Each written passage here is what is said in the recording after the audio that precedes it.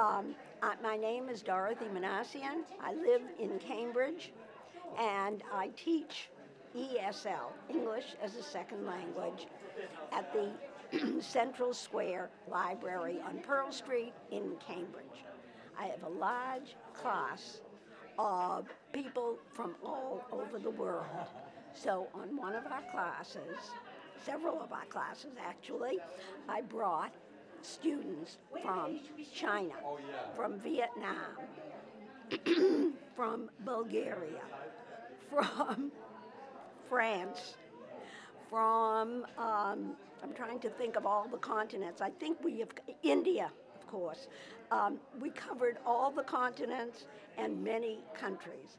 They were absolutely enthralled with being at the Harbor Islands, the ferry trip over, and when they saw the yurt on Spectacle Island, they were entranced. They tramped all over. They looked at the sea glass. They absorbed the history of the island because we study history of Boston, and they are so fascinated by Boston and its history, and because they have come from all the continents, from many, many countries, they want to know everything about Boston. And Boston seemed to call to them in a way that other cities they may have been in the United States didn't. And they got a sense of Boston's history, especially when they saw George's Island, discussed the fort, we discussed Civil War, we discussed Revolution. Everything comes much more clearly to them having been to the islands. It was fantastic. They took many pictures.